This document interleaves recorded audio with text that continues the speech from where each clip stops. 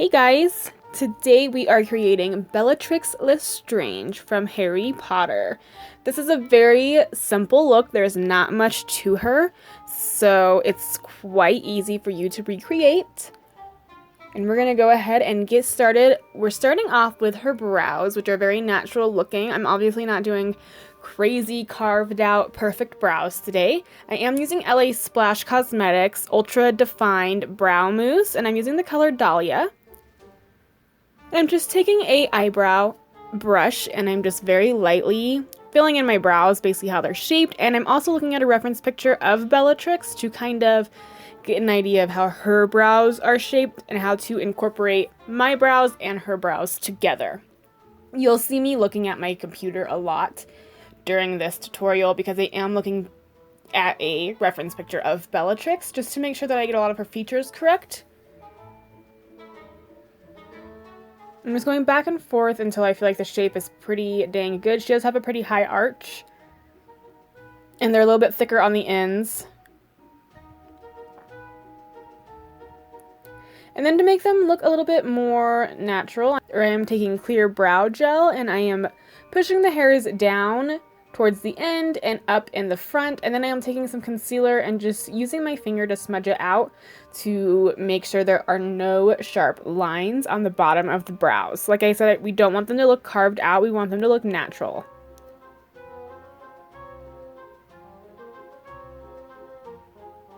I also looked at the pictures and realized she has a really high arch underneath of the brows, so I went in with some concealer and really carved that part out. Make sure you blend it though. She ain't wearing no concealer or foundation. I'm damn sure of it.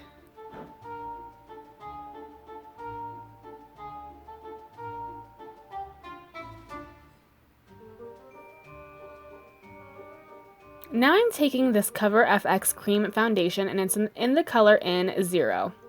It's a very fair color, probably the fairest of them all.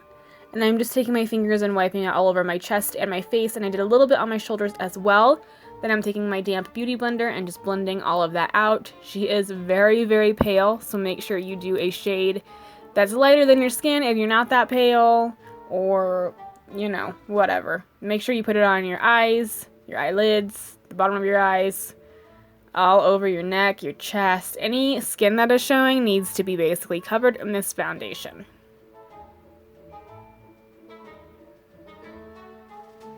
Then I took some loose setting powder. I am using Kat Von D's translucent setting powder, and I just put that all over just to give myself a little bit more of a ghostly appearance and to make sure all the foundation is set. Today I'm using my Morphe 35C palette, and I'm just using the cool toned browns in the palette, and I am creating her hollowed cheeks.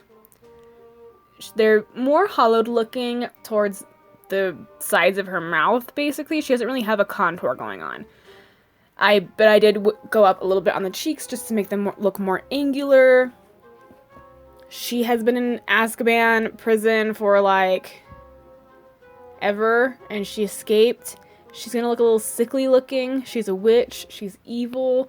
All of these things incorporated make for a pretty evil looking witch, so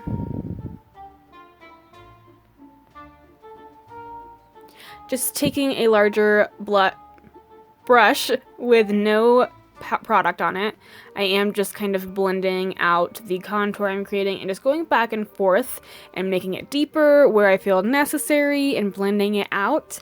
We want it to have a very organic feel. Just keep going back and forth with both of the brushes. And I went ahead and did the other side. You'll see throughout this video though that I keep adding more depth to her cheeks. Just because in pictures I was looking at, she does have very, very hollow cheekbones. They're very hollowed out towards the sides of her mouth.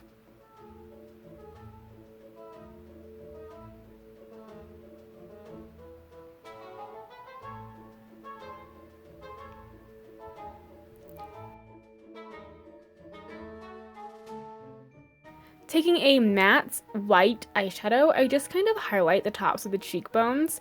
She's obviously not wearing any like glitter or shimmer highlight, so be careful of that. It's just a matte white color just to bring the cheekbones up a little higher. And then here I am adding more to the hollowness there. I think I'd add more about 2 or 3 times throughout the whole video though. Now we are going to carve out that jawline. Helena Bonham Carter does have a very sharp jawline. If you look at some pictures of her, she has got some serious jaws going on there. So really, really carve it out. And I am looking at myself towards the front of my face. I'm not really doing it on the sides, and I'm not really trying too hard to blend it out too much. We want it to be very sharp. I do end up taking a lot of shadow and going down my neck with it though, just to cover up my double chin there. Now I'm taking the same shadows we've been using for the cheeks and the jawline, and I am putting that on the inner corners of my eyes. She has some serious bags underneath her eyes, on the insides of her eyes. So really just create that depth, make her look really tired and sickly almost. And in the picture I'm looking at, it does look like she has a contoured nose, so I am just doing that a tiny bit. I do blend it out so you can't see it very much, but just to add some depth. And then her lips are a lot bigger than mine, and the pictures I'm looking at, they do look like they have some brown, I don't know, shading around them almost. So I am just creating that shading with the same exact colors we've been using for all the contouring. Taking some deeper shades, I am just going to go ahead and put that on the inner corner there. I keep going darker and darker. Something that really helps make looks look darker and deeper when you are taking pictures is to lower the exposure a little bit. It will help bring out darkness, definitely. Keep blending and adding colors until you feel it is finished.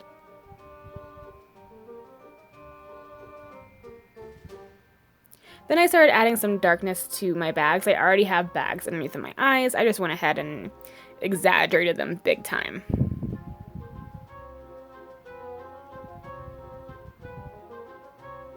I just took some black and gray shadow with my finger and tapped it out on top of my lid there. And then I started adding some liner to the top of the lid, only on the outsides of the lid though, and on the bottom. I didn't put any in my waterline. She doesn't have anything on her waterline. It just looks like the lash line is darker. Doesn't even look like she's really wearing eyeliner. And then add some mascara. I just added a little bit to the top and bottom of my lashes. She just has darker lashes. I don't think she's wearing mascara. Maybe for movie makeup, but if she was in real life, I'm pretty sure she's not wearing any makeup. Then taking that eyeliner, I go ahead right along the lash line on the end there. I don't create a cat eye shape. I don't create it very thick at all. And I don't go towards the center of my eyes. And then I take my black shadow and just really shade that out a lot.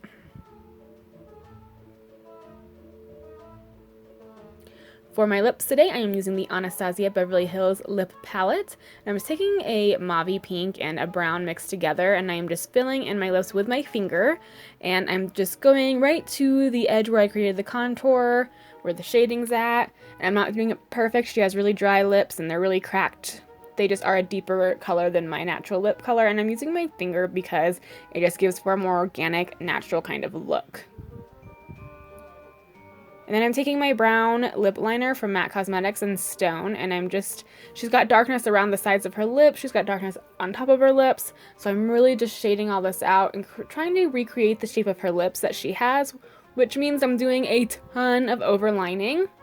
For the sake of this, I think that's okay because it is for pictures, and I'm trying to recreate facial features on a person.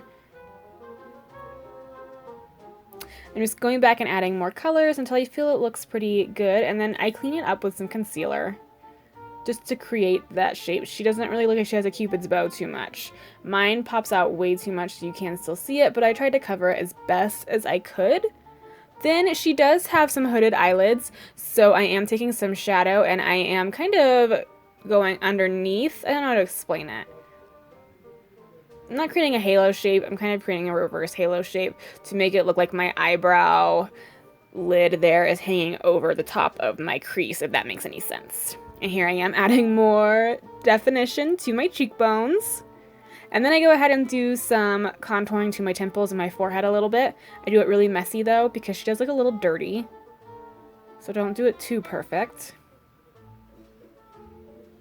Taking my Mehron Paradise paint in black, we're going to create the tattoo she has on her neck, which I'm pretty sure is the Azkaban, her number for Azkaban. Make sure you do it backwards in the mirror.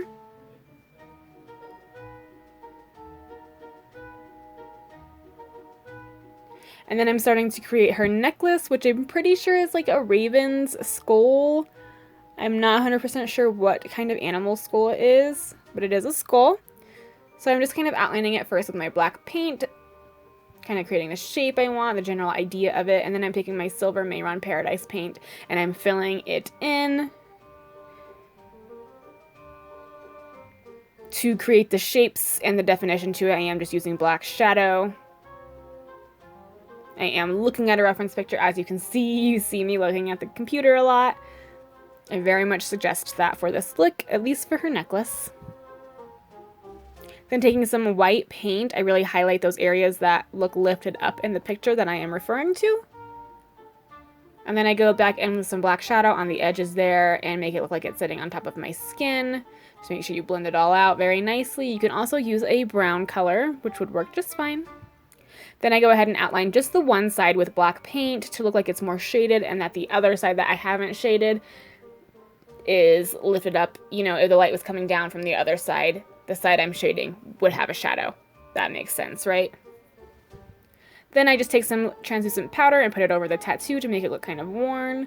And now I'm just shading the necklace part to make it look like it's sitting on my skin. I'm just using a cool toned brown, the brown that we used to sculpt our face.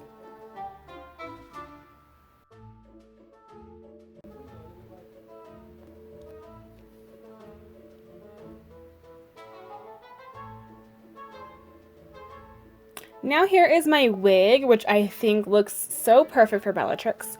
It is a little more curly than I expected, but I did brush it out a few times, and now I'm just trying to create the shape she has. I am looking at a different reference picture for the shape of her hair. I also cut one piece of the hair in the back because this wig is voluptuous.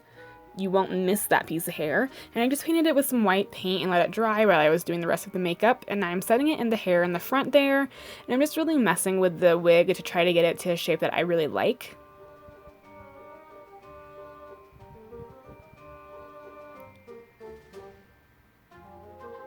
I put a piece of hair down. I didn't want the wig covering my full face because I wanted to be able to see the makeup. Taking some bobby pins and clips, I'm just kind of clipping it up until I get the shape that I really like.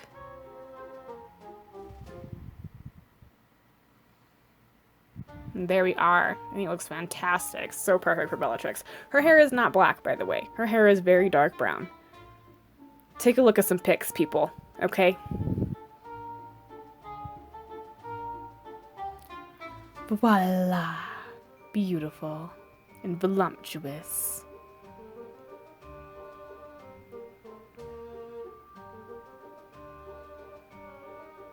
I was making tons of faces, but okay.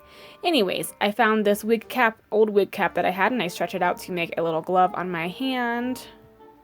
Because I didn't have the appropriate clothing for Bellatrix, but I worked with what I had. That's what it's all about. And then I just kept adding more and more contour and more shading until I felt that the depth was good enough. Added some contouring to my neck here to make it look a little bit more strained. And to my collarbones as well.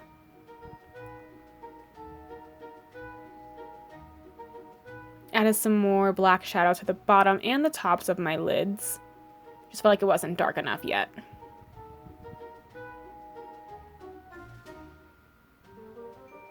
Just be careful because you don't want it to look like a made-up look.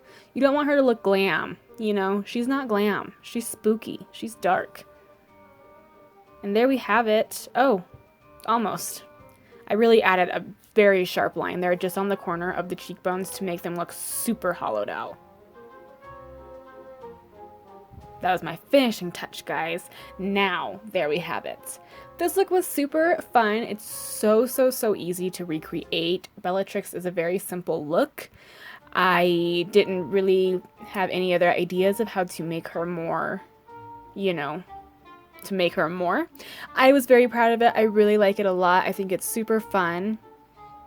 It's just one of those looks where you have to kind of follow someone else's facial features and create it as best as you can on your own face. But yeah, guys, thanks for watching. Stay tuned for my next Harry Potter looks. There are a few more. Bye, guys.